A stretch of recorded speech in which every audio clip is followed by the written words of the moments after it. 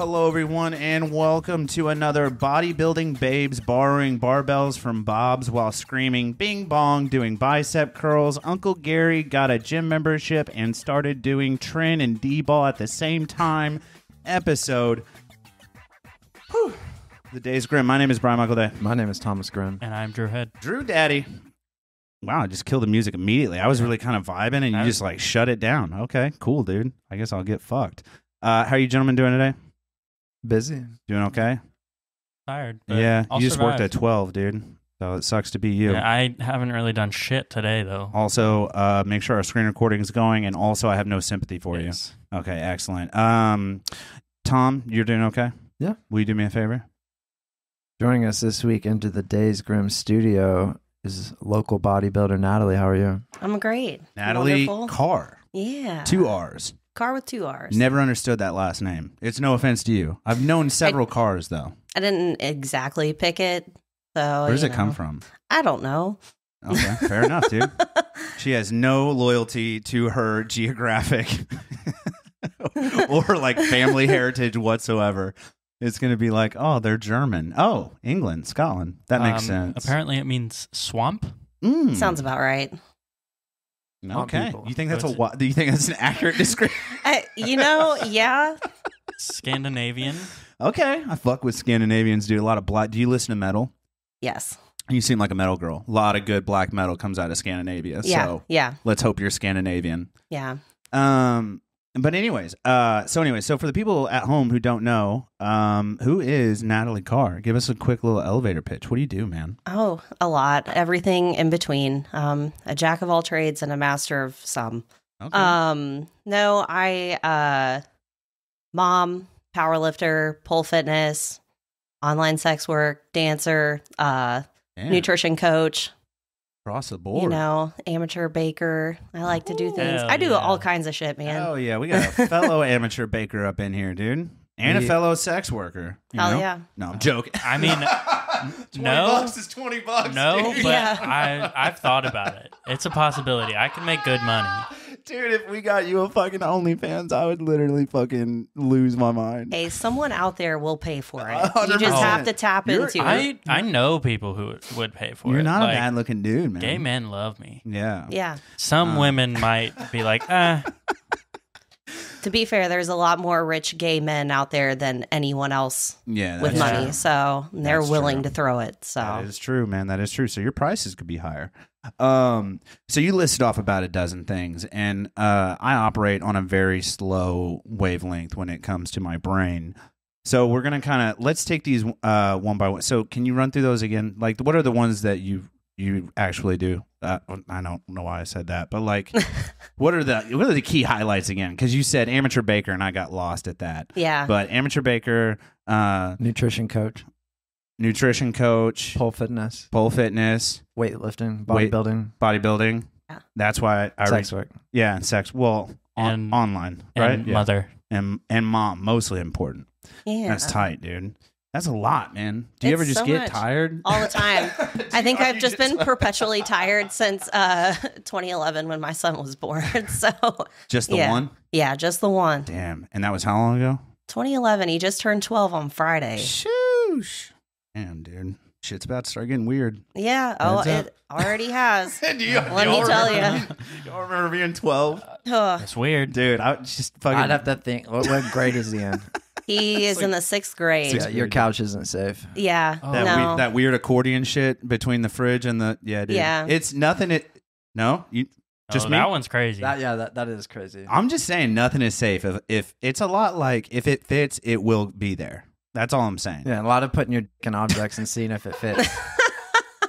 Shout out to that Mountain Dew bottle from like 20 episodes ago. I am sure that Natalie loves this conversation. I know. I just have to mentally, as you already know, but as if you don't know, but like it does get weird. Well, it's like weird because like boy babies find their dick at like 2 or 3 and they play with it nonstop, and then like you kind of curve them of that habit, and then middle school hits and it's like they refine their dick again. Yeah.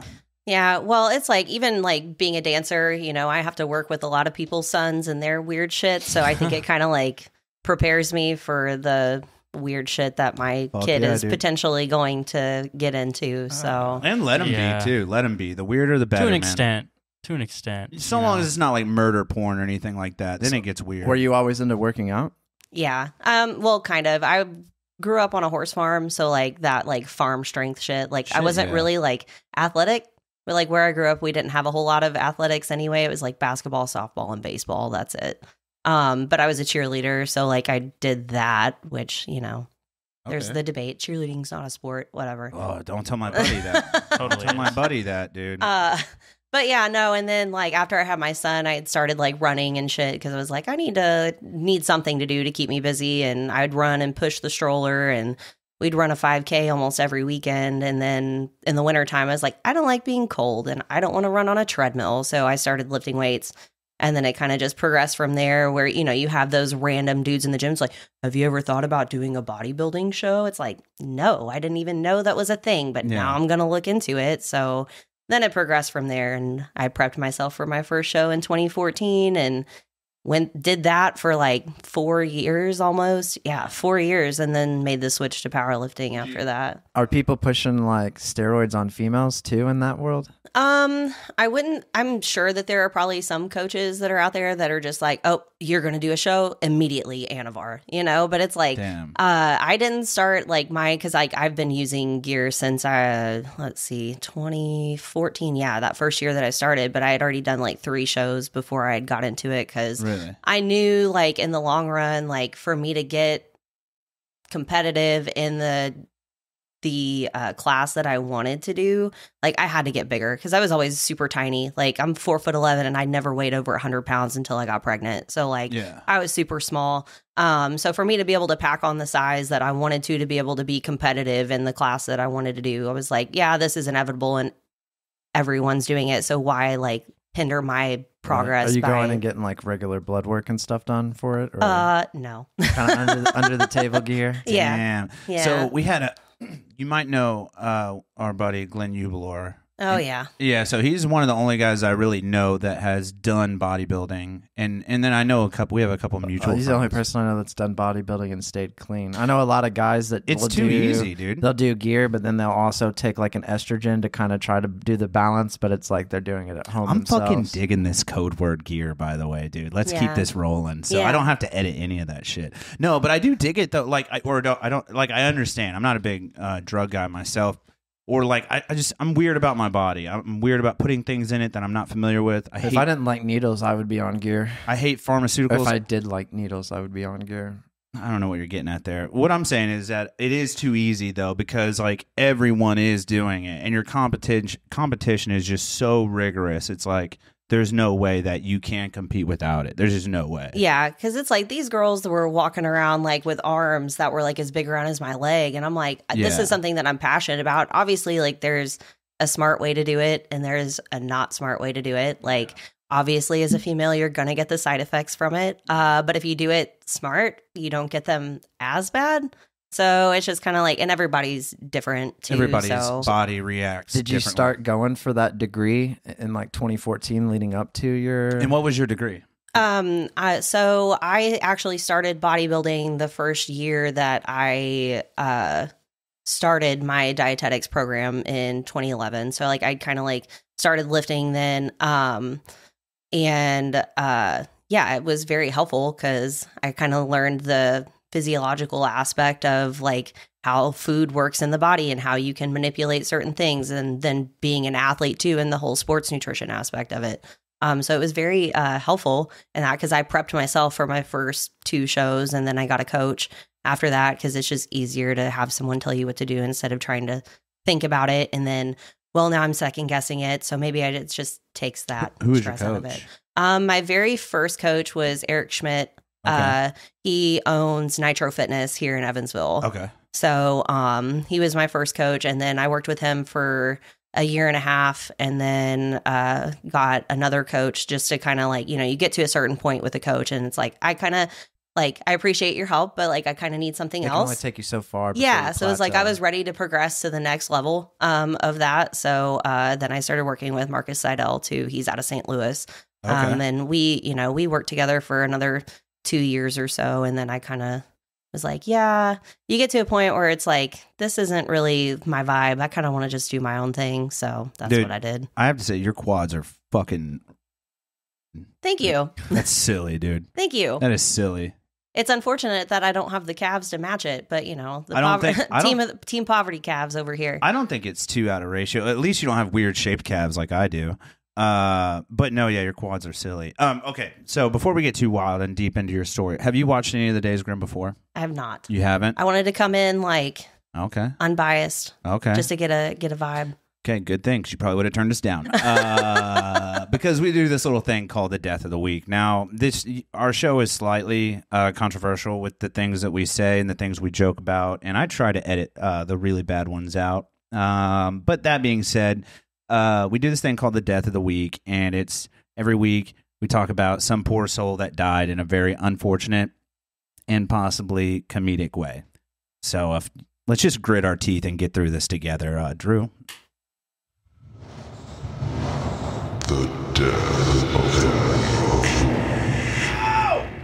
This week's Death of the Week brought to you by Thedaysgrimm.com. Get in there, get a t-shirt, dude. Help us out. Okay. This week's Death of the Week, bodybuilder dies after steam bath post-workout. Dehydration was the real cause. All right, guys. The sudden death of renowned bodybuilder Yogesh has shocked the fitness community. Yogesh, a 9-time champion, died shortly after a workout session at a gym in Chennai. Okay, we'll scoot on down here. The sudden death of renowned bodybuilder and 9-time event champion Yogesh has left the fitness community grappling with grief and disbelief. The 41-year-old fitness icon died on Sunday, moments after a workout session at a gym in Koratur, Chennai. I don't know how you say that. This is Russia, I think, or Balkan area. And it was in Chennai where he had achieved the Mr. Tamil Nadu title just last year. After an intense hour-long workout, he exited the floor, informing his colleagues that he felt drained and intended to unwind with a steam bath. Honestly, this doesn't sound great for me. Concerned, his coworkers decided to check on him in the locked bathroom half an hour later. Why you wait half an hour at this point, I have no idea. Upon receiving no reply, they decided to pry the door open, only to find Yogesh unconscious on the floor. He was rushed to the government Kilpauk Medical College and Hospital, KMCH, where medical professionals pronounced him dead. What was the cause? Preliminary investigations point towards cardiac arrest as the suspected cause of death, but the exact circumstances surrounding Yogesh's tragic passing remains a mystery, pending a deeper examination of his medical history. Senior cardiologist, It looks to me like this is a combination of several things. I'm willing to bet they're probably pretty close with cardiovascular duress, and then I would be willing to bet there was exhaustion, dehydration. I'm sure there was a bunch of things that wound up tying into this, but that's this week's Death Week. Okay, so let's unpack that. I don't know how you guys... Okay, do you have... have you ever used a cold plunge, a sauna, or steam room? Steam bath? I don't enjoy being cold, so no to the cold plunge. I did cryotherapy once and hated it. My body hurt for 2 weeks after that, so absolutely not. I used to sit in a sauna for a little bit when I'd be cutting water weight for a bodybuilding show. Right. But what people don't know about that, unless you're literally in there actively wiping your sweat off, it's just going to reabsorb into your skin. So it's helping, but not as much as you think. So yeah, it's not really something use a steam room?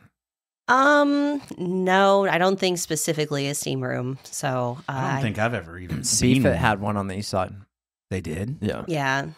I don't even know what a steam room is. Is it the IR thing you're talking about? No, The IR the sauna? infrared saunas are different. What's a steam bath even look like? It's basically just like a shower with tile, and it's got these pipes that come in, and like every 15, 30 minutes, it fills the whole room with steam for 15 minutes, and then it stops, and most of the steam dissipates, and then it How kicks is that back on. more advantageous than a sauna? Or what is, I guess, what is the it says difference? the Drew? difference is the type of heat that they provide. A sauna uses dry heat from like hot rocks, and steam rooms are heated by steam from a generator filled with boiling water. That makes sense. Okay, so it's more of a humidity conversation we're having here. Okay.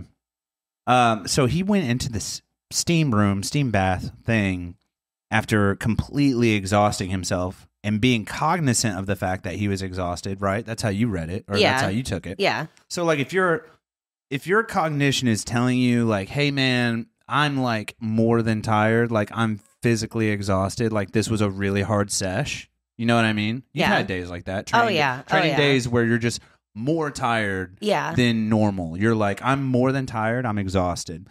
Okay. And that's why as I was reading it, I was like, this is, for a lack of a better word, slightly, I don't know what he was thinking.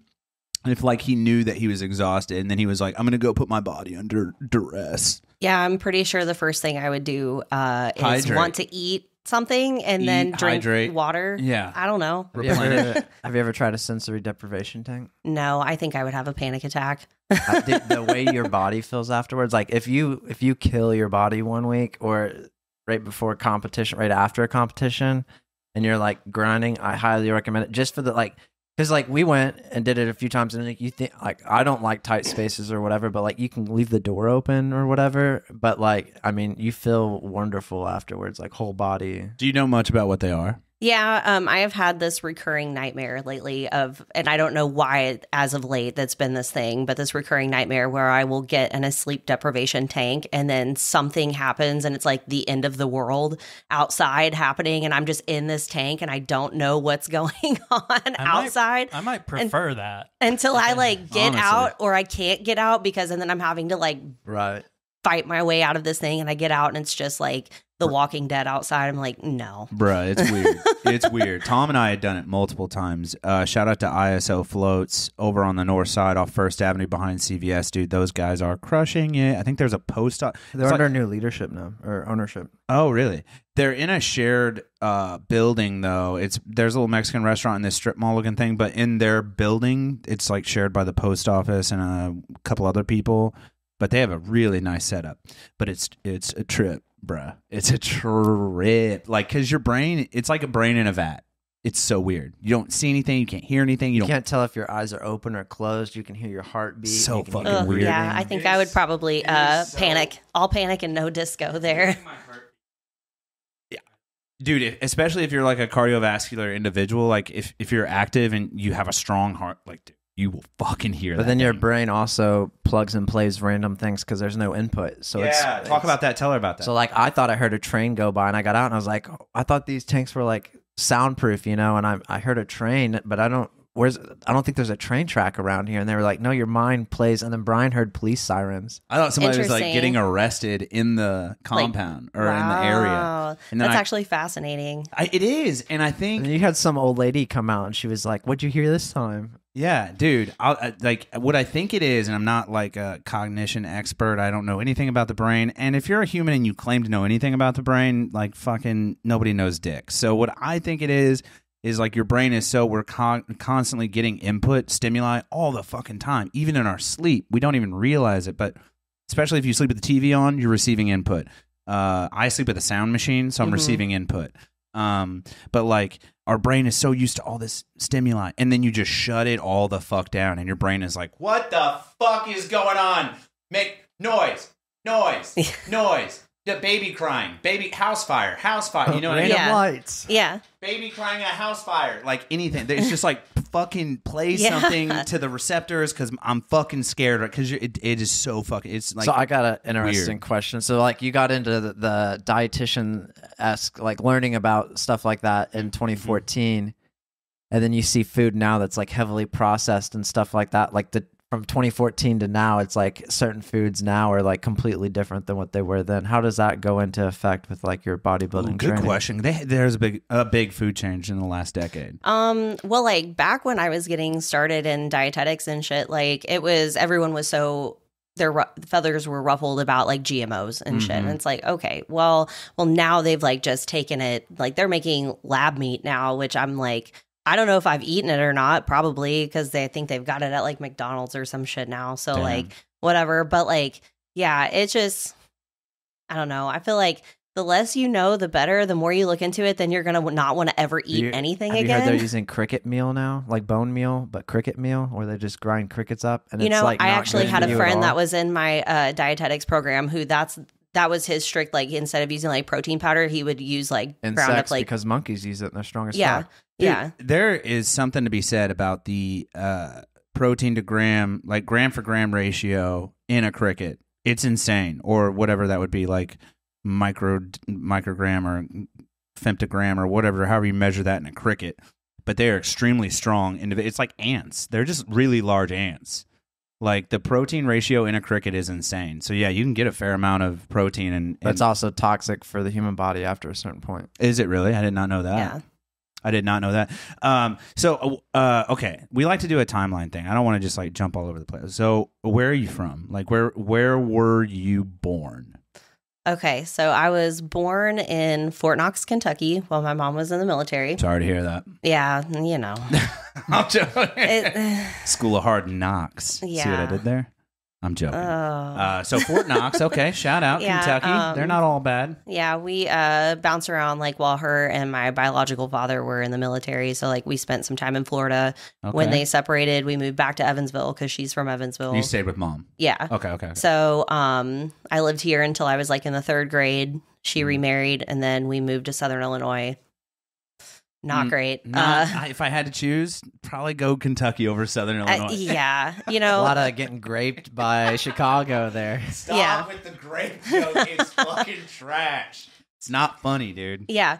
So then I finished out like my like high school and stuff over in Southern Illinois, which there's literally nothing. I grew up in bumfuck nowhere, like Cave and Rock, Illinois. There's 350 people there, Is that- population. So Is that near the tip? yeah. So like if you were to like look at a hand, like this is Illinois, Yeah. Chicago's like up here. Yeah. I was down here. There's a lot of Yeah, cool so- scenery there, though. So still Yeah. like pretty close to where we are, like Evansville. Yeah. Indiana. It's like about an hour and a half from here, Are like you- 20 minutes from Garden of the Gods. So like, Are you familiar with Cairo? yes. Oh yeah. Fucking weird spot they got there, huh, dude? We never went there. We don't go. We don't. That's like we don't They talk don't about like- Bruno. We don't talk about Cairo. They don't like outsiders, dude. Yeah. They no. do not. Do you guys know much about Cairo? No. Cairo, Illinois. It is, and it's Cairo, just for the record. Yeah, it's not Cairo. Don't fuck around and call it Cairo. Just like El Dorado is El Dorado, not El Dorado. Yeah, dude. It's right off the bat, it's giving me like Gary, Indiana vibes. Yeah. No, it's worse. It's worse. Okay, so quick, brief. Do you know why it is the way that it is? Do you know the history? Do you want to learn? Yeah, I'd Real love quick. to learn new fun facts. 3-minute story. I forget when it was. It was early 1800s or something like that. There was a huge flood because Cairo is on where the They still have Wabash. floodgates there. Yeah. Where the Wabash and the Ohio meet in Illinois, like where they peak. Literally, the town is nestled in the trifecta of where they meet, like this weird little corner. That's their downtown. Wabash on the left, Ohio on the right. Yeah, Drew, they literally have bridges, and then on the other side of bridges, they have like giant steel slabs that they can move down to like block the road. So, anyways, in the early 1800s, like somewhere around Civil War time frame, mid 1800s, they had this terrible flood, and it flooded the entire city of Cairo, along with like other towns in the area. But the mayor of Cairo like reached out to President whoever the fucking ball sack it was and said, "Hey, we need relief. Like my city's underwater. We need help. We need sandbags. We need bodies. We need construction, et cetera, et cetera." And the president was like, "Hey, suck my." Sounds about So right. Cairo has ever sent. They never got like relief funds for this flood. Drew, are you reading this and backing me up on it? Are you reading the same thing that I'm Yeah, explaining? I'm trying to find like where you're at. I just know this because I read it in a book called American Gods, and then I did further research into why and if it was accurate, and it was. But like they essentially they hate everyone that's not from Cairo. They even hate the government still. It's weird, dude. It's a weird little fucking town. So they hate everyone that's not like a Caironite. So how old are you when you moved back to Evansville? I moved back to Evansville in 2014. So Right when you had your kid. yeah, Stop it. yeah, Stop it. yeah. Stop. I'm listening. So like that's the fun thing about Southern Illinois. Everyone, I went to school my freshman year of college in Auburn, Alabama. So like, oh damn, really? yeah. That's So like, I awesome, was there dude. when they won the national championship. Cam Go Newton, Tigers, all dude. that shit. Like, yeah, Yeah. it was great. It was a good experience. But like, yeah. they're like, I tell them I'm from Illinois, and they're like, oh, do you Gross. drink sweet tea? Like, you don't have that up there in Chicago. I was like, no, like Southern Illinois. Like, I'm considered the South. They're like, well, you're not, your state wasn't part of the Confederacy, blah, blah, blah, whatever. I'm like, they get real like prideful about that down there, right? They're like, and you I don't was believe in slavery? Get out and of here I am like sitting here like defending where I grew up in a sense that I'm like, no, like there's a slave house that's literally still built and they do tours. That's 20 minutes from my house. Like they were breeding the slaves there and taking them to this, Crazy. like, You it's drive wild. to Florida and you see little signs. It's like 1800s plantation. Yeah. Visit. Yeah. And I was like, now I look back and I'm like, why like did I have like all this information to just like back the fact that like I'm from the South? Like I don't understand why it Dude, was that important to me. My but great grandmother liked slavery just as much as yours. Yeah. No, it's fucked up to joke about. So, but that is funny that I'm one of you, dude. yeah, no, I was like, no, we drink sweet tea where I live. Yeah. Okay. That's so funny, dude. Shout out to Auburn, man. I was a big Tiger fan all the way through high school, like football, Auburn fan. And then they got really bad, so I just stopped following them. Yeah, they got really bad after. I'm going to say that Like- it's because I had to leave going to school there because, that was the last year that they were actually good in Yeah, 2011. So, you were bearing most of that weight. Yeah. So yeah. thanks for all the good years, though. We appreciate it. Yeah, sorry, as guys. Tigers fans. Okay, so so make sure I'm not lost in this timeline. Mom and dad split. You moved to Evansville with mom, right? Yeah. And then you go to Illinois? Then she remarried and we moved to Southern Illinois. Okay, and then mom remarries. You're in Southern Illinois. And then from there, you're college age at this point. You go to Auburn. Yes. Okay, and you For do 1 year. For 1 year. For 1 year And because then- I got pregnant and and then then, where- had to move damn. home. Yeah. So we have son at this point. yeah. And you go back to school. I was still in school. I finished my freshman year, moved back to Southern Illinois, finished out my undergrad at SIU in Carbondale. And Salukis. yeah. I found out what a Saluki was. Yeah. It's a fucking dog. Yeah. I didn't know this until actually yeah. the head of my dietetics department there, she breeds Salukis and her actual dogs are the ones that they would bring to like the games and like all that shit. So yeah, they That's were super fucking sweet. sick, dude. Yeah. I'm not a big like Saluki fan. Like the dog, like I think they're weird. It's like the Brady Bunch bred a dog is kind of what it looks like. It's like if you were to take like an Oh. Afghan hound Yeah, they bred look with like, like one of those little like greyhounds, like Yeah, like then a that's they greyhound. look like a rich ant. yeah. I think when we talked about it with his psychologist, you said gay ant. I think you said the same exact thing because we looked Yeah. up a picture of it. You're like, that's my Yeah, That's my gay it's Aunt your Linda. aunt who like buys you cool shit when she visits every 2 years, She and like sneaks she you has a cigs. longtime roommate. yeah. yeah. Yeah. Because she doesn't want to come out as a lesbian Yeah. yet. Yeah. Still. Yeah. Linda, we all know, dude. It's cool, bro. You're cool. No, So yeah, that's when honestly you're, what it when is. you're in college and you start getting into this, your degree, and you're getting into bodybuilding, like we mentioned on the food thing, like, so are you going like hardcore, like with your diet and like changing up that aspect? And like, how hard was that to switch up? It wasn't too bad because, like everyone gets excited about like starting something new. So I was like, yeah, this new thing, I get to eat chicken, rice, and broccoli for every meal. This is great. It's easy. And it was great for like 2 years. And I was like, no, this is not the move. When you were doing your chicken, were you just like baking it or were you crock potting it? I was or- baking it. Is there a difference? Yes. Yeah, I mean, you get different moisture No, I content. mean- I mean, like, you get more protein if you do it in a crock pot versus baking. because Is you're this not valid? like frying out like all the shit. Yeah, because you keep all the moisture in it because then it's not all like leaching out into the pan like when you're. protein's not cooked. You're not So- losing the. To make sure I'm gathering this correctly, if I'm looking strictly from a diet standpoint or like a nutritional standpoint, the best way to cook chicken is in a crock pot. Yeah. Is that valid? And some kind of like moist cooking. I hate that word, but it's the only way to describe Dude, it. honestly, dude, the word moist gets me fucking going, dude. It's just like it's either that or I could say like a wet cooking method, which also sounds worse. So it's like we're gonna go Dude. with What do you think we could sell this episode for? $5 a download? I don't know. I think so. Yeah. Okay. All right. We're getting if she there. keeps saying moist and wet, dude, we could put a price tag on this thing. No, I'm joking. But no, so like, what'd you do that haven't even- second year to like switch it up? Like, were you looking more in like macros or supplements or? I followed more like closely with like macros, making sure that like protein was a big thing, and then clean carbs, good veggies. Like that's Explain that a little bit. Clean carbs versus slutty carbs. Like, what's the difference? Yeah, we don't want the slutty like donuts and like the bagels and everything. It's like literally rice, quinoa, Noodles. like noodles sometimes. Like what's slutty about noodles? I mean, it just depends. You ever eaten plain pasta with nothing on it? It's awful. I enjoy it. Yeah. I don't. If I could put this is a caveat. Is that the right word? Caveat. Yeah, this is a caveat. I will eat plain noodles. Like I could eat rigatoni, I could eat angel hair, I could eat any kind of plain noodle. Give me a dash of salt.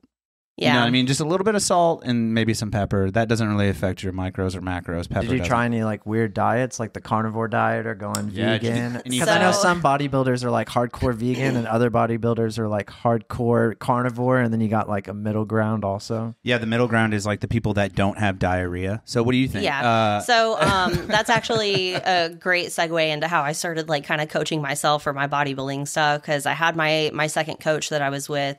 And that was when this was like 2015, 2016, when like the keto diet was huge. And just time frame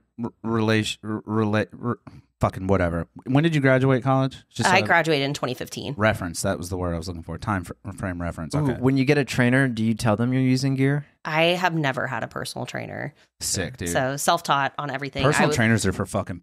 I literally watched no. YouTube and that was it. Like YouTube, all right, we're going to go do this. Lots of recording myself yeah. so I could watch it. So I'd be like, nope, I need to rotate this way to get whatever. That's another good point too. Like if you're a runner and you're not very good at running and you want to Biomechanics. learn to run better, just set up a camera just on your feet. Not even, but you could do your whole body also, Yeah. but like start with your feet and then maybe look at how the way your whole body moves.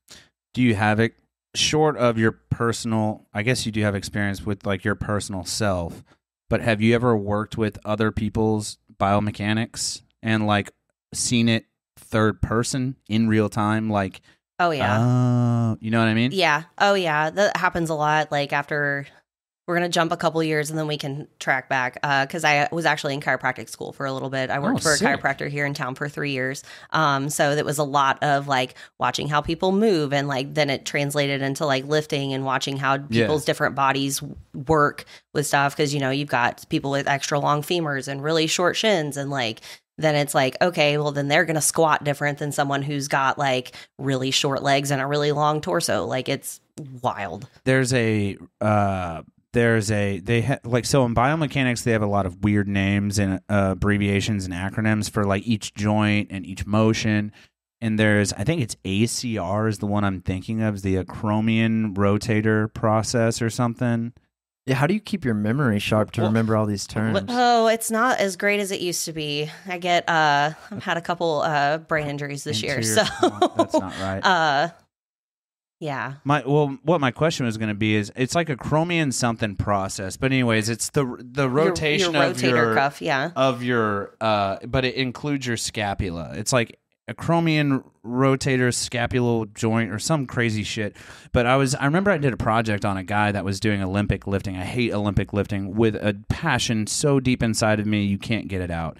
But I was watching people do the snatch and clean. Is that the one where they like Clean throw and it? press or They throw it just over a their snatch? head. The one where they like Yeah, that's fucking rotate their shit all the way back here. There The was snatch, this, yeah. There was this guy that was really good at this stuff on YouTube, and I had found his video and I did a project on him. But like when you watched him do it posteriorly from the rear, like his scapula would touch, and like his elbows were, it was so fucking weird to watch. And I was like, it made my back hurt. And I was like, this But do you ever do Olympic lifting, or have you ever worked with biomechanics in an Olympic lifting situation? Kinda, sorta. Like right now I'm doing prep for a strongman competition in January, which is the first time I've ever done something in strongman. But I've been around it a lot. And then so I'm having to do a lot of clean and presses with different elements, not just a barbell. Like I have to clean and press a log and clean and press this Fuck, that's gay.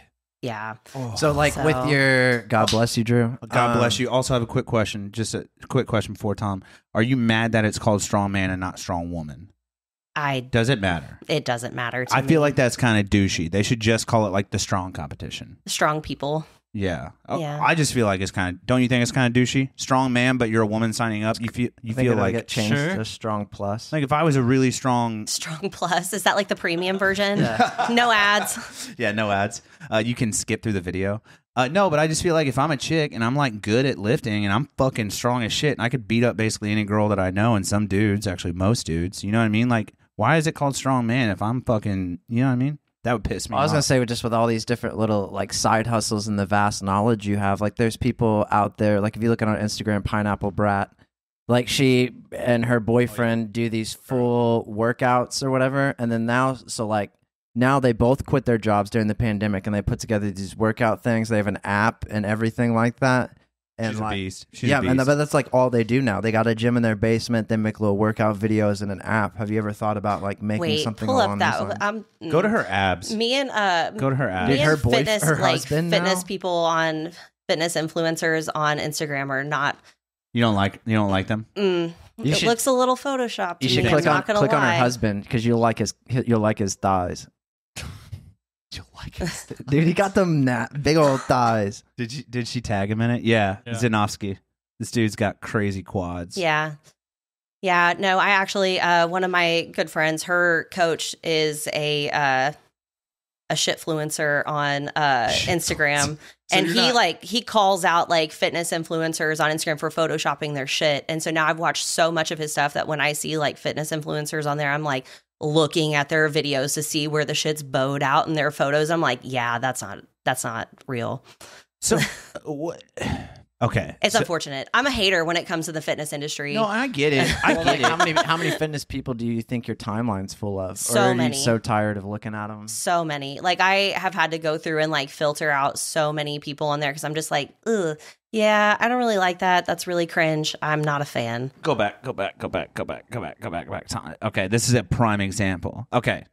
If I had to pick a photo that we've looked at in the last 20 minutes to be photoshopped, if you just compare her, what would be right bicep with the watch on it, flexing, compared to the contour and size and or of her left bicep holding the phone, there is no way on Satan's dick that is the same person. Yeah. Yeah, I mean, There's no way on fucking God's green earth that is the same. Yeah, it might have a little Is she bit a to do with perspective, but like, is she a professional arm not... wrestler and only does curls with her right arm? Because that's what it looks like. Yeah. Do you have a favorite side of your body to work? Like, so like It's a fucking weird. Yeah, I only do hamstring curls with my right leg. It's so fucking weird. No, dude. it's fun. No, that like in some like strongman stuff, like there's like overhead stuff that you like with a circus dumbbell, you Dominant only arm. use one arm, so it's like your dominant arm. But like me being the pole fitness person that I am, and being in that too, like we would train both sides. So everyone wants to get stuck on their dominant arm doing stuff and pulling with their, but it's like in my head, I've got that like pole fitness brain where it's like, I have to do my non-dom arm too. It may not be as strong or as coordinated, but like I need to do it. So I don't get pole those. fitness, are you doing it in the club or at like a place like Zero Gravity or? I used to go to Anti-Gravity. That's where I started. And then moved to what's now Lush Movement. That's the new one after Anti-Gravity closed down. And this is like a workout place. Yeah, they're like fitness classes. So, but then I also dance too. So like dancing 4 or 5 nights a week, and then teach like my wife how to twerk. She still hasn't figured it Absolutely. out. We've been together for 10 years and she can't twerk. There's shitfluencers that teach just twerking. literally. I'm yeah. sure there is. There is. She There's asked nasty me something. She asked my wife Kristen, whom you've met. She asked me all the time. She was like, "Can you teach me to twerk?" Because like I don't even know how to twerk, but I think I can do it better than she can. And I'm like, dude, I don't know. Somebody can teach you. I would assume, right? My girlfriend also wants to know. Is it Kegel based or is it? Oh no, it's just not being able to You can't you're not activating your glutes is really what flop it is. 'em. You want them to flop. That's what they say. They want the meat to flop on the bone, basically. That's what they say when they teach you. So I've looked up videos. Yeah, because it's like, for me personally as a dancer, like I have to do a lot of like aerial stuff on the pole because like I'm pretty solid built, so like my ass just doesn't shake because it's solid muscle. There's not a lot of fat there, so like I have to do aerial work because like when I try, it's just like my glutes just flexing and unflexing, and that's not really like sexy. you can do the motion, it's just not. It's not there. My ass doesn't flop like it should. Speaking of flexing your glutes and stuff, dude, I did a third of a mile in the pool today. By the way, I felt really good to get back in the pool. So I did a third of a mile in the pool. What your time was? Huh? Do you know what your time was? No, I could tell you if I could maybe later. tell you. Don't I'll tell you later. It wasn't impressive. After being out of the pool for 9 months, it was not impressive. I was fucking smoked after 600 meters. I was fucking smoked. But I got out of the pool and then I did leg day, like immediately after. So I'm already sweaty getting out of the pool. My legs are exhausted from kicking. And then I go do leg day and I get up to, I don't even want to tell you what I squat because you're probably going to embarrass me. But what I'm saying is that after my workout, I was like hanging out with my wife and my hamstrings were just fucking murdered. And have you ever had a leg day where like you went so fucking hard that like just walking around throughout the day, you're like, oh, it's clenching. Oh, they just like, they're randomly, like you can feel your muscles just like randomly go. That was my leg day today. Yeah, and they just feel heavy and like you can't move them. So you're just doing like that old person shuffle because you literally can't pick up your fucking legs to watch. Non-needle gear? Non-needle? Yeah. Yeah, there's orals. It's just androgenic, I think is.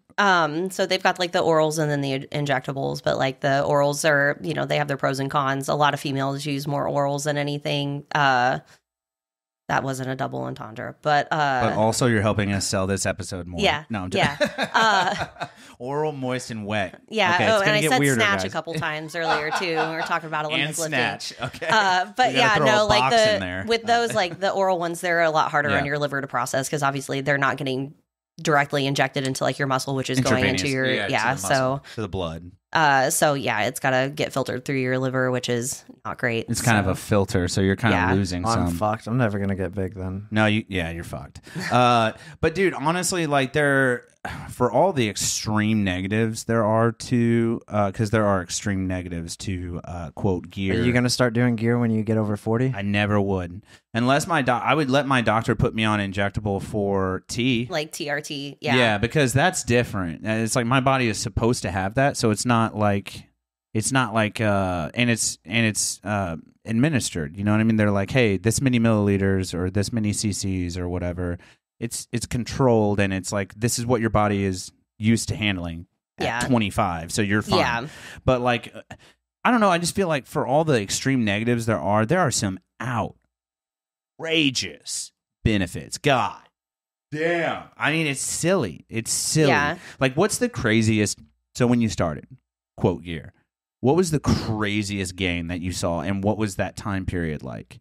Because it is, if you're already, because you were already active and working out. If you're already active and working out. And a clean diet. And a clean diet, and just generally a good person, because that helps too, I think. Like, like the psyche. But like, you're just overall crushing it, and then you do gear, it's like, okay. The leaps and bounds, like what was the biggest leap and bound in the time frame that you saw that leap and bound? I would say like when I first like started, so in 2014, I did a bodybuilding show in June, and then a month after that, I had started like my first cycle where I just did like an oral. I took Winstrol, which is what they use for racehorses. I don't think so. Is that not? I mean, are you guys going to get flagged for me talking about it? Fuck no. Fucking, if I don't know what it is, I can claim innocence. So no, I don't think so. Because I'm not worried about it. Winstrol? Winstrol. They use it for racehorses. Okay. So okay. But like, so it's like an oral form, and I had taken that. But like, just the noticeable difference in just like my overall size. So it wasn't an injectable. From June to October. So that's what, 4 months. I'm not good at math. I'm too pretty for math, but I think it's like 4 months. But like, like just the way that my muscles developed and were shaped by the time, like from that show. Like, I wish I didn't have so many fucking Instagram posts so that you could see the difference, because it was metric fuckload. But there is so much on there. Your progress. Yeah. But like, so what about tangibility? Well, short of So wait, what like gear mainly is almost like creatine, where it's just water mass to a degree. It's not really. It's like I like to think of it. It's just like a supplement, just like anything else you take. So like with creatine, it's just something addition. It's not a crutch for you to like use and like I'm gonna do half the work in the fucking gym and just blast gear, like because that's what a lot of people think it is. They're like, well, I'm just gonna take steroids and get huge. Like, no, you still have to eat right. You still have to eat your protein. You still have to supplement accordingly. You still have to do all the shit that you need to. So it's like that's why I said like there's a smart way to do it and a very not smart way to do it. Call back to my intro. Uncle Gary got a gym membership and just started doing tren. Yeah. I think that's funny when guys are just like, yeah, dude, I'm going to get fucking jacked. I'm going to blast tren. Yeah. Team 3cc. But it's like, yeah, no, like you see what happened. Like, and I'm sorry, like, they've seen rest in peace. But like, you see what happens to those Team 3cc dudes. They're not with us anymore. So it's like, you've got to be smart about it. New thing too for the guys that are using gear, that you can take a supplement that's almost like an estrogen based one to where your nuts don't shrink. So that way you can still have kids when you get off gear. And yeah, there's definitely a way, like there's definitely good supplementation that kind of helps battle that like estrogen balance and stuff too. Cause that's like, you know, you see the guys who use it and they aren't like eating properly to be able to get, there's a whole like science behind it to where like with your muscle, you know, obviously the more muscle you build, the more testosterone your body's going to produce, whether you're a male or a female. So it's like if you're blasting gear and not doing the work to have the muscle with it for your body to get used to having that amount of testosterone, when you come off, that's when they get like the bitch tits, they get angry, they get all that shit. And it's are you using, so like, fucking bitch tits, dude. Well, so fucking like, love that, dude. I hate that. You know, we can use the term gyno, but like, no, they're bitch tits. So Yeah, like Glenn, who we had on the natural bodybuilding, he was saying like if you worked your glute region a lot, like your body will naturally produce more testosterone. So like I feel like if you're using gear and you like maybe throw in an extra glute workout or two, like you're gonna see overall better results. Yeah, well, I mean, and a lot of people inject in their glutes too, so it's just like. How much do you love leg day? I mean, as a power lifter, because 2 of my main lifts are squat and deadlift, so like I'm training legs at least twice a week. How hard was that to learn for somebody like me who like never really squatted through like school? And then I've had like a few people that did bodybuilding, and they're like trying to teach you how to squat, and they're like, put this bench underneath you and just go sit down on it and then come back up. Like, was that like a weird process for you? Not really, because like I don't know, I'd been lifting for a long time, and I especially on a farm so it's like they're literally the same movements that we do like as a child. Like you learn how to squat down on the ground and pick stuff up with it. So like that's in our brains to be able to do that. And then as our like mechanics and stuff change as we get older and are walking and everything, like our body movements are different, but that's still like that process of how to do those things is still there. So it's like kind of tapping back into that like child brain to be like, how would I squat down to pick this up off the floor? Like, how would a baby do? How would a baby do it? Have you ever watched a baby squat? Like clean, pristine. Literally. Yeah, dude. Yeah. Clean, pristine form, dude. It's crazy. Babies are born knowing how to swim too. Oh, yeah, dude. Yeah. You know much about that? You just throw them in a pool. Yeah, man. you just throw them in there. We talked about that on the show, and I was like, that sounds like a crime. Mm-hmm. Only if they die. AKA murder.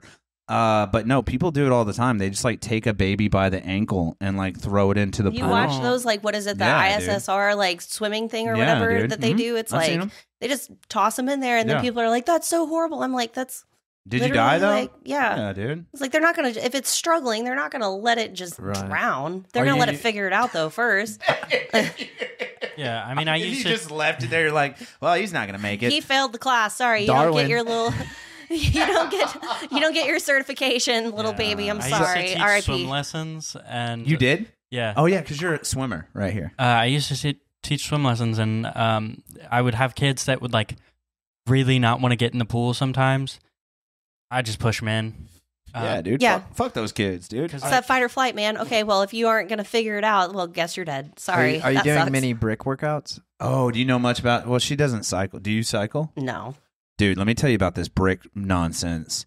So we were training for a triathlon, and we found this thing called brick workouts that most triathletes do. Your mother probably does a bunch of them. So essentially what it is in a triathlon, you swim, you hop out, you cycle, you get off the bike, you run, and there's set distances for everything. They're like crazy long distances too. But for these brick workouts, dude, you would fucking get on your bike, ride fucking 30 miles. That sounds terrible. You want to kill yourself on mile 22. Yeah. Then after 30, you hop off your bike, go run 10. Ew. Or, Bro, you can shorten it. So like bike 20 and try to run a 5K. Dude, I'm telling you, you think you've felt leg like quadricep and hamstring stiffness. You've never felt brick stiffness. I can only imagine. Absolutely I not. had to do that shit for I bet I did brick workouts for 6 months. I always did them on shrooms. My mom will literally go ride her bike for like 6 fucking hours. Yeah, bro. And then she's like, "Oh, I need to go do a run today." And I'm like, "No, the fuck you don't. No, sit down." And the best thing about the brick workout is your muscles are used to doing this cycling form. Like, and when for triathlons, you're usually using like a saddle for your foot or a clip. So it's not just that forward and down motion you're getting. You're also like pulling too. Yeah. So you're getting some hamstring curl in there as well. So you're pulling, pushing, constant. Then you get off your bike and like literally throw your bike down and just start running. Like drop your helmet, drop your gear, and then legs just feel like fucking jello. Oh, dude, bro, the first mile is the worst mile. Like if you can get through that first mile, a heads up if you're doing a triathlon and you're concerned about these brick workouts, dude, get off the bike and get through that first mile. That first 9 minutes is going to be so fucking. You'd rather suck it. Yeah. But after that mile, the pain, like anything else you do, long duration, it just kind of subsides. Yeah, you're talking to a power lifter about cardio anything, and I'm like, do you not do absolutely cardio not. at all? No, unless it's like me doing strongman training stuff. Like I will like walk, and like last year after I got done competing, or this past year after I got done competing in April, I was like, I'm gonna just run a 5K. Like I'm just gonna sign up and I'm just gonna start running again because I was bored. I wasn't really training for anything, so I was doing my off season like workouts and stuff. And it's like, you know, like I was like, I'm just gonna start running because it gives me something to do. And then like I ran a 5K. I didn't do horrible, so your legs are strong. Yeah, so I was like, you know, I'm good. I'm still good. The biggest thing holding you up was probably just your lung capacity. Your which like with lifting and stuff, the way so I do like conjugate method training and stuff. So like, this is beautiful, by the way. Thank you. I like the outline. Yeah, but like the conjugate style like training and stuff. Can you explain that? What does that mean, conjugate style? So it's stemmed from like it's just a type of like powerlifting strength training. Okay. They do a lot of like they've made it for athletes. So like football players, tracks, strongmen, all that stuff. Okay. So but basically the way you train with the volume and the different accommodating resistance and the everything, like it prepares you to be able to have like be an athlete. So you're not just lifting to be strong, you're lifting to be a strong athlete. Nice. When you say out of season, how long are your seasons? Some people prep like 14 weeks out from an event. Like, I'm really bad at having a legit off season because I just bounce from meet to meet to meet because I'm not good at like not having something to do. Injury though, do you fear injury? Have you had injury? I have been incredibly fortunate to not have any like lifting related injuries. Mm-hmm. My last meet that I did in October, I was going into it with a very angry psoas from me literally trying to rest. And I sat in my recliner for a whole day and just vegged out. Mm-hmm. And then my low back hurt so bad that I couldn't walk for like a week. And that was like a month out from my meet. So I was going in with this like pinched, horrible feeling in my back. So I had to drop a lot of my like openers and stuff just to get through the meet. But like other than that, like that wasn't a lifting related injury. I was literally trying to rest and hurt my body. So I was like, nope, can't do that now. But I've been very fortunate that I've not had any kind of, you know, knock on wood, wherever. There's some wood right there. Yeah. So like that I've not had any kind of like lifting related injuries at all. You got a lifting related injury? Would you go to like Texas where they're doing stem cells or anything like that? Probably not. Honestly, if I did, I would probably not go to the doctor because that's just the kind of person that I am. I want to try stem cells. We should drop this topic. I don't want to put bad juju on you because you're obviously crushing it. Would you do stem cells, Brian? 100%, dude. 100%. Give me those. You do that shit where like billionaires drink the blood of a teenager or something. Well, it's like their child. A chromium, dude. Fucking shout out to fucking what's his name? There's Hillary some guy Clinton, that's dude. like 57. Yeah, that he talks him about and it. his He'll son like do, abort like, his blood baby at like 8 months transfusions. and drink the baby. That's insane. And it's like he does it to look younger. He still looks like shit. Like he looks 57. Probably because his primary intake is fucking human fucking blood, dude. Gross. Ew. I wish I knew the dude's name so I could look him up. But Well, how do you feel though about like food getting dirtier and dirtier nowadays? Like more processed, more. Because it is, dude. Yeah, it's faster, Yeah. it's quicker, it's bulkier, it's more volume. I think that like as a nutrition coach, like I'm not like here to like preach like you've got to eat like your fruit, you know, obviously eat your fruits and vegetables, but that's like you can't eat anything that's not within this like whatever. Cause like I still eat like Taco Bell and I still eat like donuts and all that stuff. It's just all in moderation. It's not so much like what you're eating anymore because it's hard to find like good quality food nowadays, like you guys were talking about. But it's like, okay, now we have to moderate. Like it's not what, it's how. Yeah. So it's like, am I eating Taco Bell every day? No. Do I eat it maybe once a week? Yeah. Dude, but I still look and perform the way I do. So it's like, I'll be honest with you. I hit a deadlift PR right after fucking smacking a double spicy chickie from fucking Windows. There's something about like if you're about to go into like if you know this day is PR day, like I'm gonna fucking deadlift my PR. Like that's the purpose of your lift that day. Go in and get you a spicy chickie sandwich from fucking Wendy's, dude. That's a game changer. Do you think so? Like, have you ever like? Or it could just make you shit yourself in the gym. No, that's the thing though. You're clenching. That's why. That's probably why. Yeah. You're right. You are correct. But I'm like the worst about like, yeah, eat this because I train fasted. Because I That's do. what I was gonna ask next. Do you do like intermittent fasting? I do. or- I've been doing intermittent fasting like loosely. I'm not like strict. Like, well, it's 11:01. I can't eat anymore. I'm like, I've Yeah. only eaten once today. I need to get another solid meal in before whatever. But it like before does. I perish. Yeah. So, because there are days where I'm like, man, it's 10:30 and I've only had like, you know, a 400 protein. calories. Yeah, I've only had a protein shake today. Wow. All right. Yeah, that's great. We're in a really good caloric deficit there. But like, no, like I usually train fasted because I eat so much within my like eating window that I allow myself that like when you go into the gym, you're not fasted. You still have the food left over from the day before. And that's like a common misconception that people have. They're like, I have to eat right before I work out. It's like that food's not doing anything for you because it's just going to be sitting in your gut and you're going to be bloated and farting the whole time you're lifting. Dude, and then so like yeah, that's honestly how I function. So I will wait until bloated and farting. Yes, primarily. No, I like my body just naturally reacts to fasting when I start a day. So when I start a day, it is not uncommon for me. Like you said, I'm not strict. I'll have a black coffee. Yeah.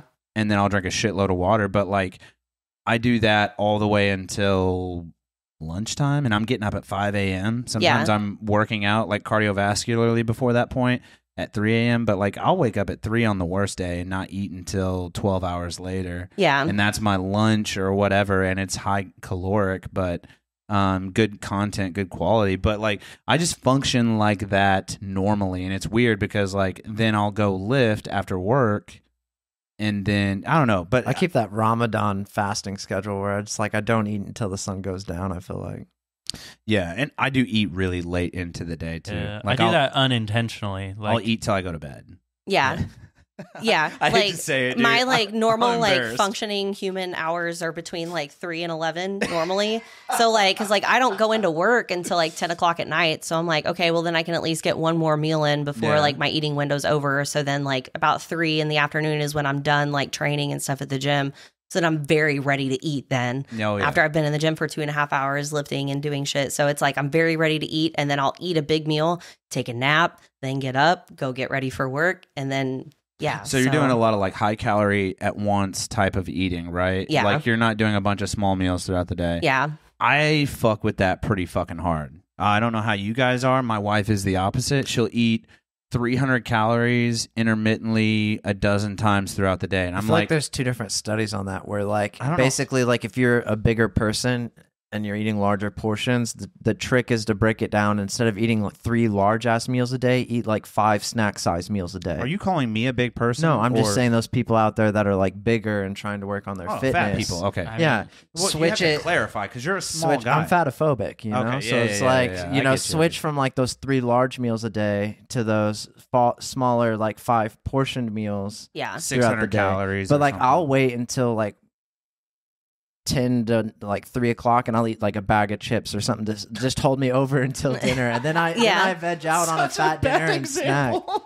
Yeah, I mean, Have you seen that? My eating big habits guy are that's awful. like, I intermittent fast until dinner, and then I eat like pizza and spaghetti like every night. Yeah. You know, it's. I fuck with that. I just don't eat very often, but when I do, I eat like shit. Because like I work in a restaurant, so I'm not eating during normal dinner time because I'm working during Yeah. dinner So time. then I get off at like 10 p.m.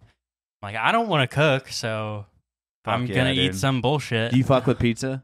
Oh yeah. I'm such a slut for fucking carbs. What about? Yeah. Do you take like a glycogen supplement? Mm-mm. Have you ever tried a glycogen I supplement? used to, like, when I was still like bodybuilding and stuff, and like, you know, everyone wants to get sponsored by this, that, and the other, and then you've got to use their supplements. So like I would use them, and I was like, this is actually trash. It doesn't taste good, and like I don't notice a difference. And I'm gonna be honest, like I haven't used, the only supplement I use now That was gonna is be my protein question. powder, Yeah. and that's it. And I haven't used a pre-workout in 6-7 years. Do you So like do the trifecta of proteins, or do you just stick with whey protein? There's do- like whey protein, there's isolate protein, there's casein protein. Like, do you do all three? Do you do just so one? Do you I a- do like a complex? The protein that I use it's an animal based protein, so they're like grinding up like freeze dried like meat and shit. Like it's fuck not with whey that. based, so it's lactose free. Because after using so much whey protein, like I was starting to develop like a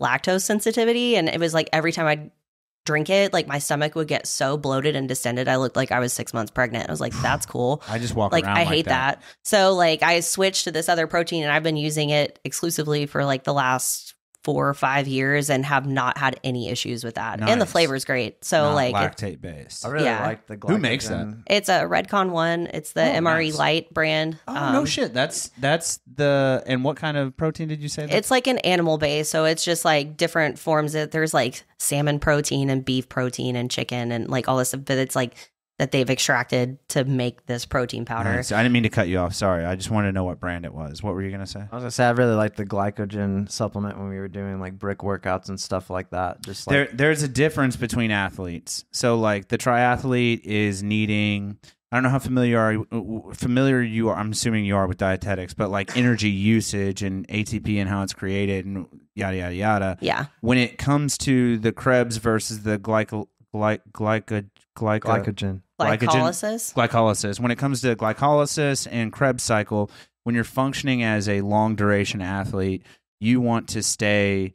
Your body will eventually go to Krebs, but you want to stay saturated with as much glycolysis energy as possible. So, like these powders, or not powders, but these gels and these chews that they eat during these longevity sports, and like the glycogen, like he was talking about, powder that you can put into a fucking water bottle or whatever.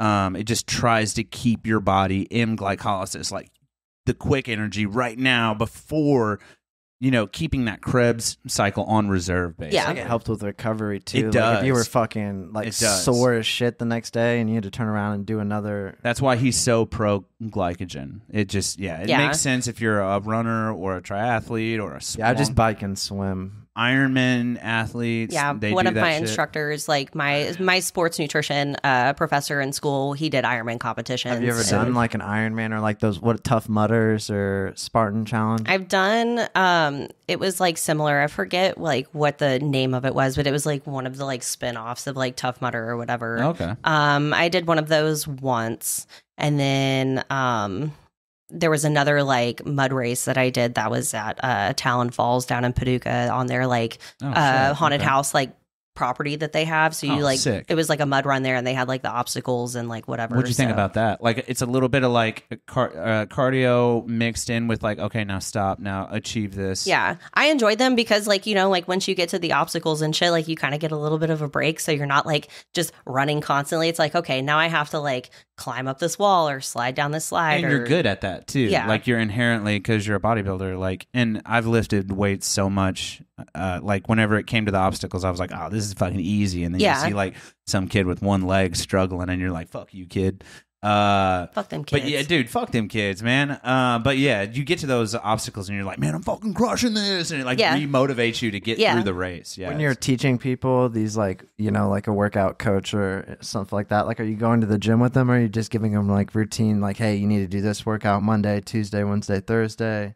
So I haven't done any kind of like personal training stuff or any kind of like coaching for like strength sports until recently. I had a client that wanted me to coach her for powerlifting, and like she had already had a pretty solid foundation of stuff, and we didn't really have a whole lot of time between her meets to like, when she picked me up as her coach, to like work on tweaking technique or whatever. So we just got really good at doing what she was already doing. But like I would go to the gym with her, like, and help like give her cues and things that we would use like on meet day or whatever, so that she kind of knew like that. But other than that, it's just, I've not really delved into that a You're lot. wearing a smartwatch. How in depth do you go and do your analytics from that? Or biotech in general. Do you believe in biotech in general? I mean, I just do it to count my steps. So I'm That's like, it? You don't track your workouts? No. So why don't you just get a pedometer? It's so much cheaper. I mean, I've had this Apple Watch for forever. I had got it actually so that I could still text while I was at work because I couldn't have my phone. But I was like, I can still text on here, just not have my phone out. I'm a big biotech guy. I use voice to text and WAPs playing in the background. Dude, fuck yeah. The moment they can implant something into my liver that tells me like how many fucking microns of fucking potassium I've digested and filtrated, I'm in. Just put it in me. I'm sure you can get like one of those little diabetic like stick things. Yeah. Just do that. Could you see me with my fucking, hold on a sec, and fucking, look at, oh no, we're good, dude. We're good. We're solid. Scan your little QR code you got there. Yeah. No, but what I was going to ask before the biotech thing, what is the most common, so like, I assume you run into a lot of newbie powerlifters, right? Yeah. What is the most common miscue or misstep that you see new powerlifters make? And I'm not grouping myself in on this. I'm not a powerlifter whatsoever. Skipping accessory work and explain that. Is that like stretching and rolling? No, it's like the we call it the fluff and buffs part of your like program. So like you do your main movements, which is your squat, bench, and deadlift, and then you've got your accessory work, which is basically like the bodybuilding work that goes in with like building the like muscle and like getting the endurance within your muscle and stuff like that to be able to do the main movements. Curls, extensions, hyperextensions, or like specific muscles that you're like, oh, I need to work this. It's like, a lot of triceps. Yeah, a lot of triceps. I have ridiculously large triceps when compared to my biceps. It's retarded, actually. I don't know why. It's a lot more functional. Truthfully. What's your resting heart rate? It's the work muscle. I couldn't even tell you. I wondered what the difference would be with like somebody that's like a bodybuilder versus like cardio. Now, I do know that like when I had my surgery, I had a couple surgeries a few years ago. When I had my surgeries, they would like, after I'd come out of surgery, they would like rush in because they'd think I was like dying because my resting heart rate was like so like slow. Yeah. And they're like, oh my God. I'm like, dude, I'm just trying to have a nap. Like, what is going on? I'm not dying. And they're like, oh yeah. And they're like, no, she's a weightlifter. So like they're like, it's like, come on. Did your watch notify you in the morning that your heart rate got too low? No. Do you know how much, speaking of cardiovascular and cardiopulmonary and stuff like that, do you know much about blood pressure? Yes. Or like ish.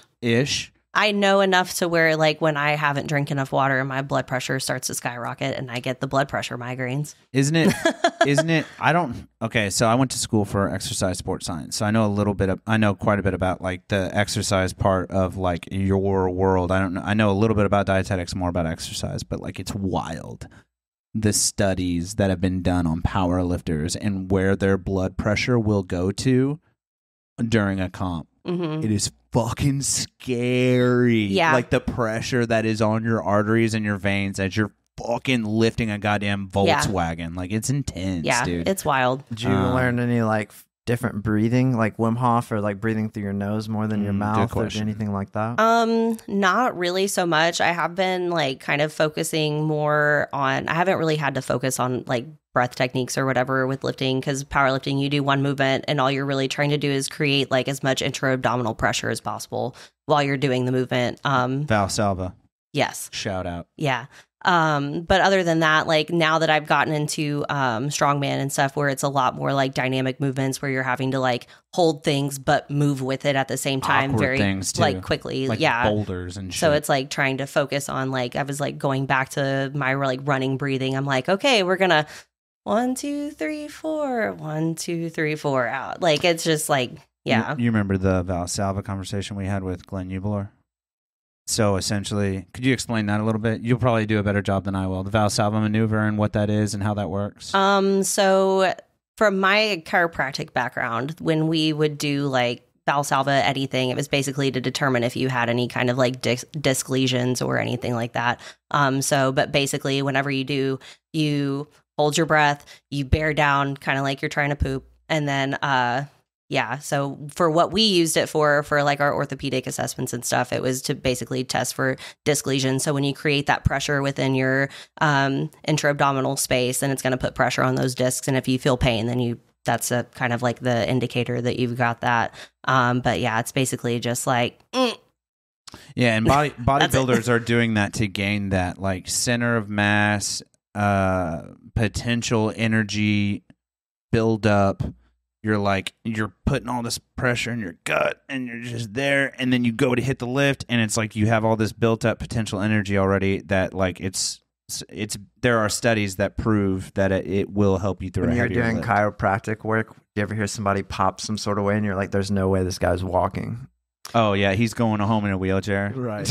No, I have never like personally dealt with that. I know that we had a couple people who had gotten some like broken ribs and stuff from getting adjustments and stuff, but that just comes with like the breathing, like you see like the TikTok chiropractors are like, all right, now breathe all the way out, like whatever. But it's like, that's like kind of on them for not letting their breath all the way out. So when you're getting certain adjustments and stuff and you do that, like that does raise your potential of getting injured. So it's like, just listen and do what you're supposed to do. How good are the chiropractic spoofs though? Have you guys seen these? They're hilarious. The reels? They're Yeah, like so snapping a funny. chair Where they over have their like a legs. Yeah. skeleton body And they're they just like fold it up into Yeah. a pretzel. Yeah. I saw one the other day. They like go through like 6 or 7 different maneuvers, and I'm just fucking crying laughing. And they get to the final one, And it's And just the like guy- they're running him over with like a car. they're in a fucking helicopter at like 1,000 feet, and they just throw this skeleton out of a helicopter. Big breath in. I was fucking crying. Big breath in. All the way out. Yeet. Those are so fucking funny to me. Oh god, but like the real ones though. The real ones, there's some good fucking pops, dude. God damn. You ever seen videos of like babies getting a chiropractic adjustment? No, which that is should not be a fucking fucking thing, insane. dude. That should not be a fucking thing. No, My baby like- keeps crying. Can you snap its neck for me real fast? All right. So we're gonna get through this because like I'm a big proponent of chiropractic care for babies just because like Oh, really? yeah Oh, no because like it's God. not like they obviously aren't gonna go in and put them in a side posture and just crank their lower back. So like Snap 'em have you in ever half. watched like an actual like baby get adjusted? Drew, let's look this up. I gotta see. So it it's for like myself, but it's walk me really through it. not like a huge like manual adjustment. Like if you watch someone who's really good at adjusting babies, actually, if you wanted to pull up on Instagram, Core Chiropractic, shout out, I worked for them, they're great. They have a nice. lot of really good videos of them doing chiropractic care with babies. Yeah, it's the first one. But if you ever watch like how they do them, it's like a little massage. Like they don't like do, it's very like 2 fingers, like they're just like moving through. And then cause like their skeletons are so pliable that you don't have to put a lot of force behind the movement. Yeah. So it's really, you can manipulate and adjust accordingly with just like a little bit of pressure, Oh god. like hairline like pressure Dude, and stuff. Like why are we doing it in this sweater though? Like, dude. it's Christmas. Okay. Let's see what's happening here. So we put them on a donut. Can I get some volume? Don't blast my ears out though. There you How go. much taller do you think some people are after chiropractors? Hold on.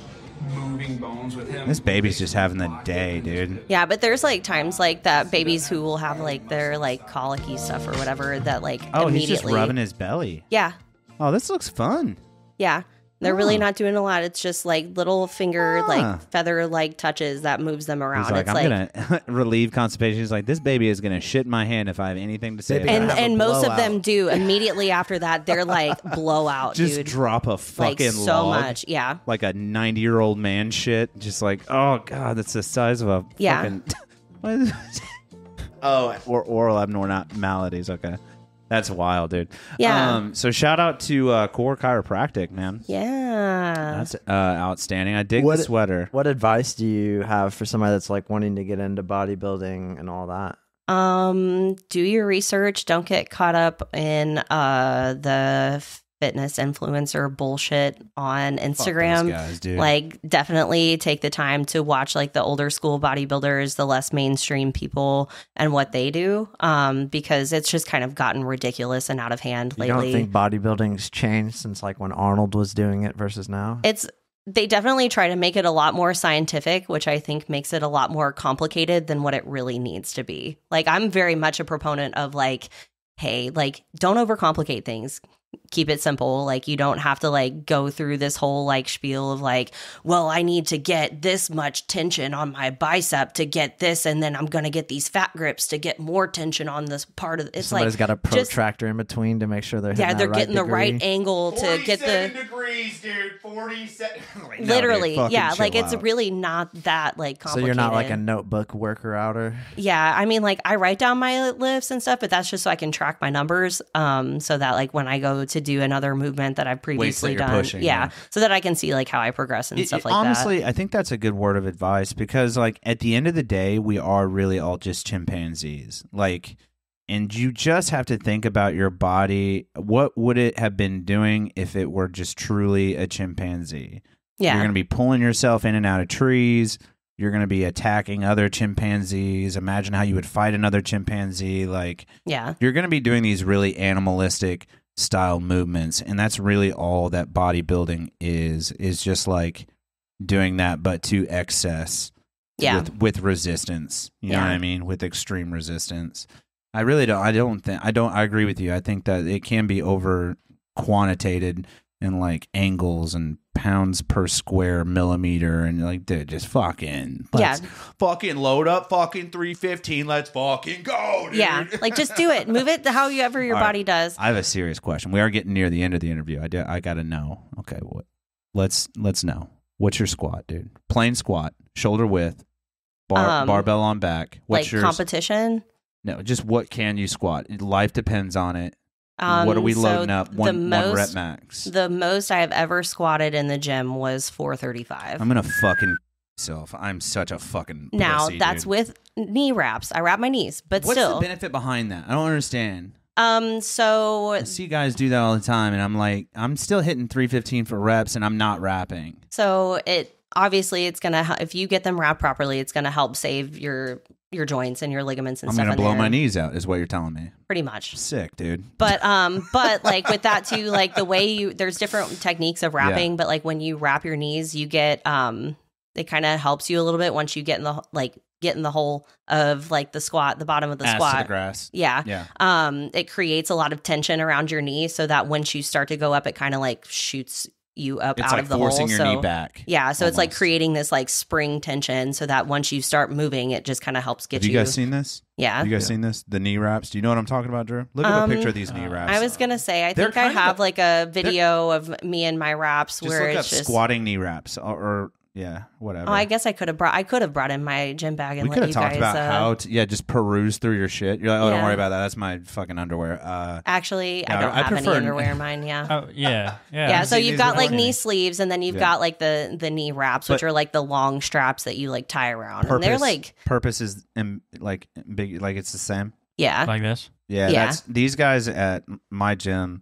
They're fucking doing this shit, and I don't understand it. yeah. I don't really understand why people want to wrap their knees unless you're actually going for like a max effort Dudes are squat doing as a it- power lifter. So I'm a regular, and I see Yeah. regulars in there, and like the guys that do legs twice, three times Because a they week. see the fitness influencers on there doing it, and it's like it's not Do you helping you. non-knee wrap shame people like me, like naturalist purists, if you will? No, like my very first meet that I ever did, I did naked knee. So like I didn't really That like. sounds kind of hot, dude. Yeah. Fucking naked knee. Yeah, boy. which like I hadn't been on any gear in like 2 years at that Yeah. point. I naked knee and then like just went in and squatted. And What'd you hit? I think at that point like I had squatted like 242, I think, Damn, which boy. at like 120 pounds. Shit, now I'm so feeling strong again. Okay. yeah, but okay. you know after you progress, you add different things and start training Dude, different, and then Dude, we should do a leg day together just so I can like size you up and be like, all right, where am I at? yeah. dude? Now my bread and butter is deadlift. Like the deadlift is my jam. So We should have like, talked about that more.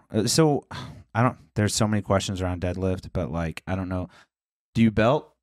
Do you do a belt? I only use a belt like in any of my training once I hit like 80% of what my max is. Because Okay. like really realistically, like if you're putting a belt on to squat 135, like Deadlift. or deadlift 135, either for that matter, for either lift, like if you're doing like that, like you're kind of hindering yourself to not develop the core strength that you need to actually lift heavier weights. Like Yeah, deadlift is an extremely core active movement. It Yeah. requires a lot of but no, it is interesting. Deadlift makes me nervous. I'm not good at it because I don't do it that often because I am 33 and I don't want to like destroy my back. well, I'm 32, Damn, dude. What's And, what's it like being fucking tiny female. What's it like being fucking old, dude? You It's know the what I mean? worst. I just turned 32 like 3 weeks ago, and Both I these immediately bitches are- woke up with a headache, and Yeah. my knees hurt because it was raining outside. I was like, oh. Both these bitches are still in their 20s. What is that Oh, fucking like? You know what I Only mean? till August. Dude, I'm I want to. 21. Dude, this guy's. Oh, that make you God. He feel? just got his learner's permit, A dude. baby. A baby, dude. It's just I've a been able to baby. drink these legally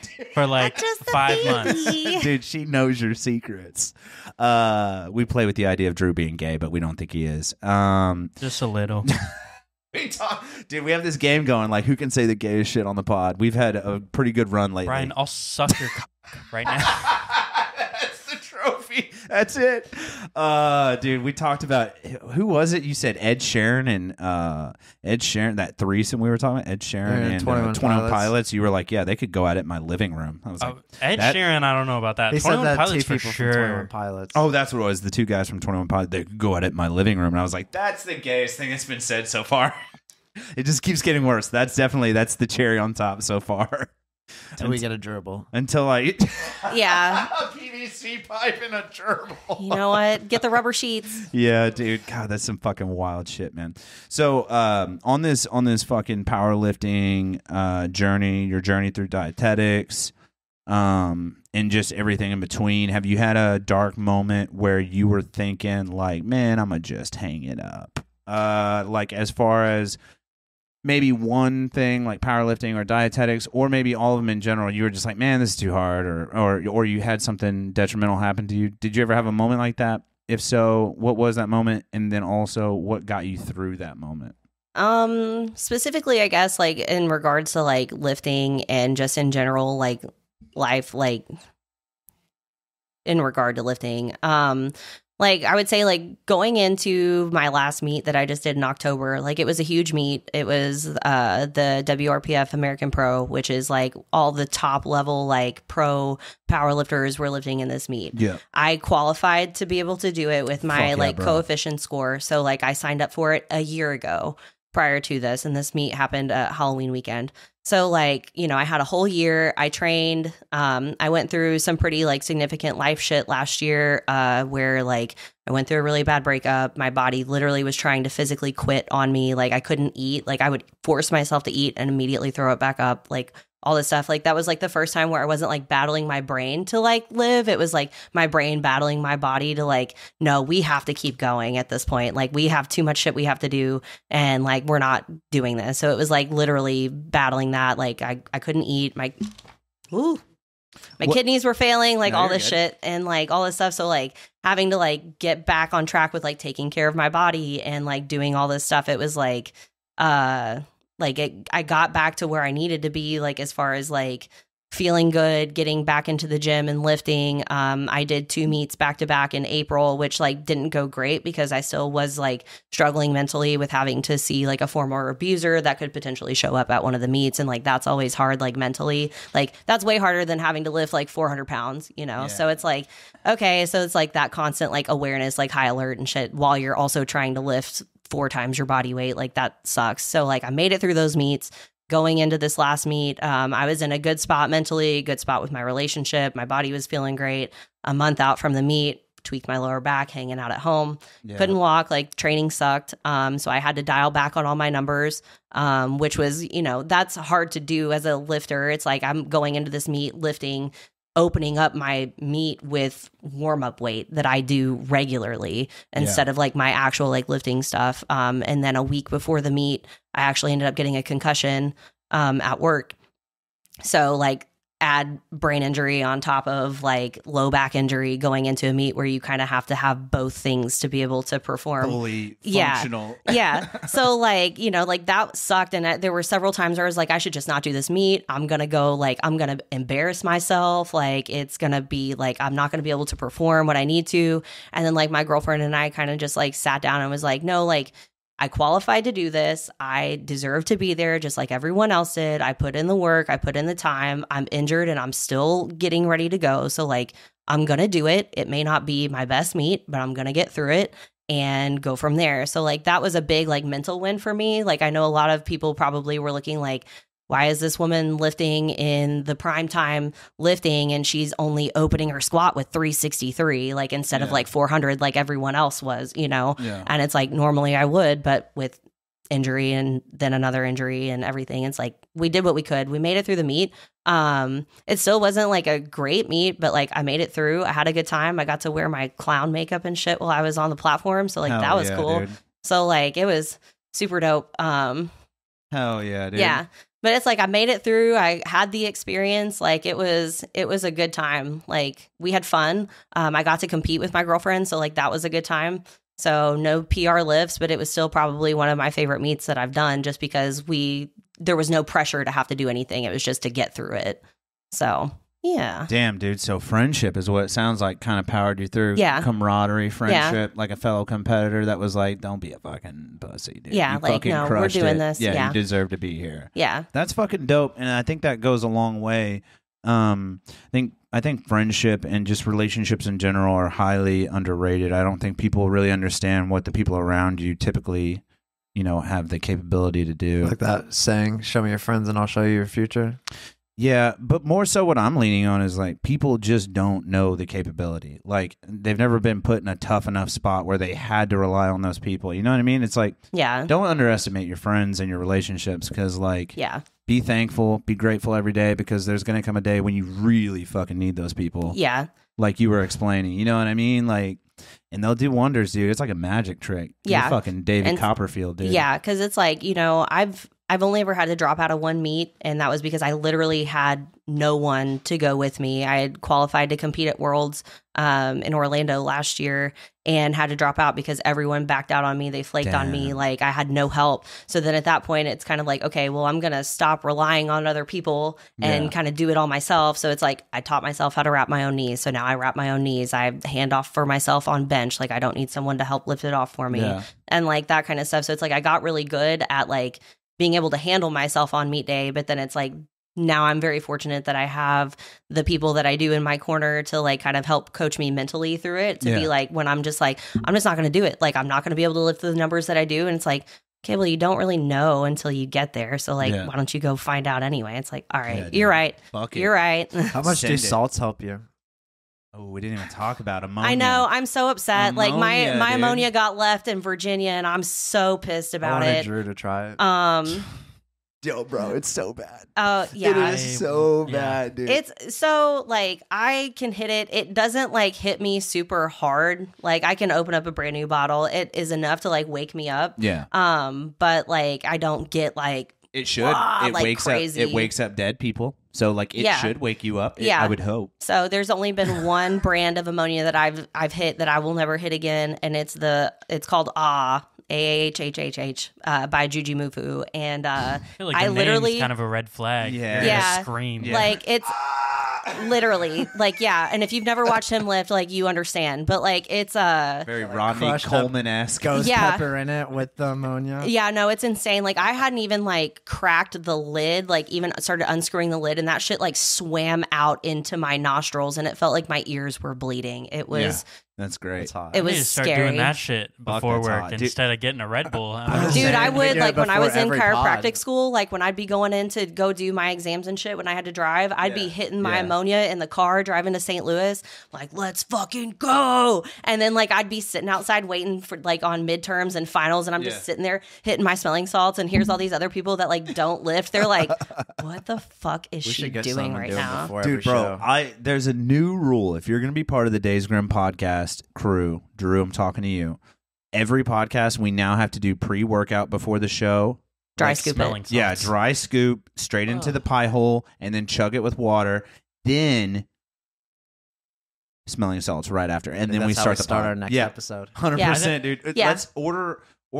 Yeah, pull, go right now. Pull up Amazon. pull up my Amazon and order some Fucking ammonia. serious? I'm Yeah. dead serious. What's a good brand that one could start with? What brand do you trust I in? religiously use the Skull Smash brand. That's what I use. I forget what the name of it. I always call it Satan's Cinnamon Farts because it's like Okay. it's kind of cinnamon based and it's got like a black label See, I don't- on it I and don't it's got want the devil flavor. on it. I don't yeah. want like a flavor. I want it to just punch me in the I want it throat. to hurt me. Yeah. Yeah, the those are really like theirs are Just really order- good order and they last Ah. a long time too. Just Yeah. order some awe. Yeah, it's just like A with like 6 H's and an exclamation point. Dude, for $10, yeah. And it lasts for how long? I mean, I've used the same bottle of that brand specifically, the Skull Smash, for like a year, and it still would hit just as hard. Fuck, dude. We're doing some. Hey, we'll buy some. Drew, we're gonna do it on the next pod.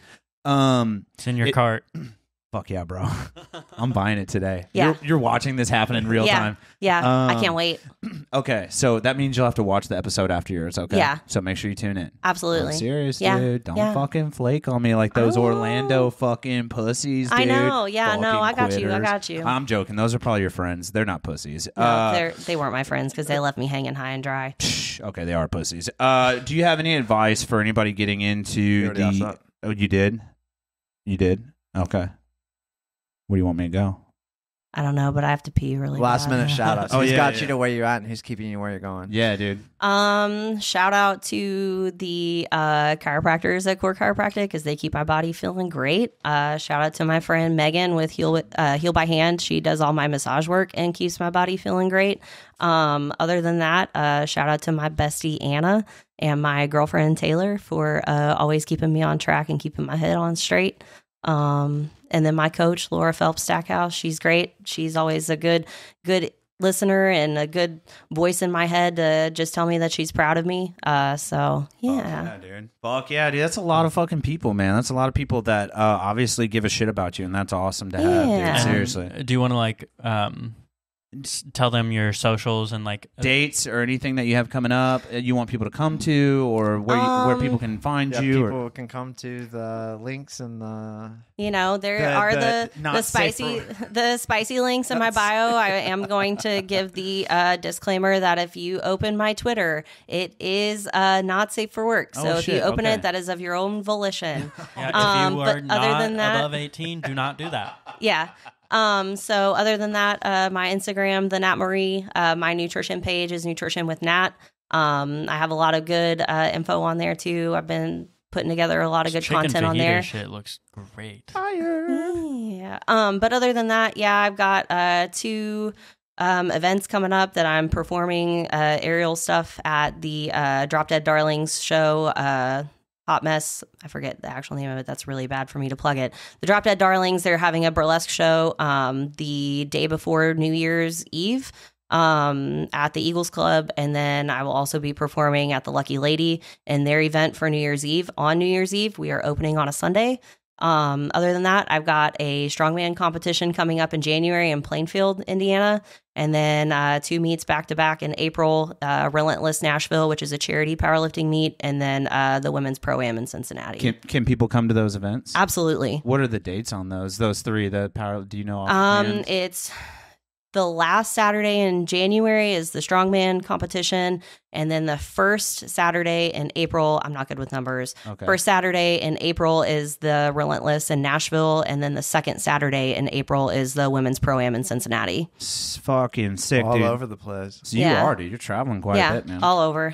That's awesome, and I think that speaks volumes of your capability and the level at which you're competing, and I think that's outstanding. You're obviously fucking jacked. You're obviously super sweet. I don't know why people wouldn't love you. So you guys should, seriously, if you get a chance, you find yourself in Cincinnati or Plainfield or anywhere else where she's at performing, check her out, and then her socials as well.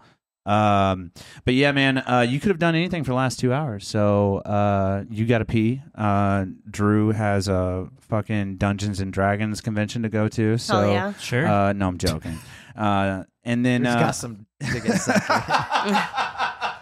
He already said it. He said, "I'll suck your cock." It's on the Brian, internet now, Brian, so what are you it's doing gotta after happen. the show? I'm fucking going to bed. Can I come? I love you three so much, or you two so much. I love the three of us together so much. I love you too. So, Hey, I love you the guys three too. of you. So seriously, you could have done anything for the last 2 hours. Thank you so much for taking time out of your day and penciling us in. I really do appreciate it. Yeah, of course, anytime. So this has been another thrilling episode of the Days Grimm. My name is Brian Michael Day. My name is Thomas Alfred Grimm III. And I'm Drew Head. This is Natalie Carr. Check her out on socials. Thank you so much, Natalie. We greatly appreciate you. Yeah, thank you guys. Lightweight. Yeah, buddy. Oh, yeah. All right. Show her where the restroom's at.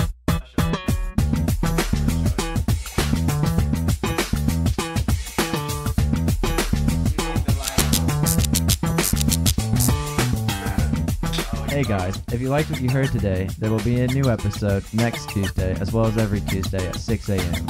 So hit that subscribe button and let your phone do all the work for you.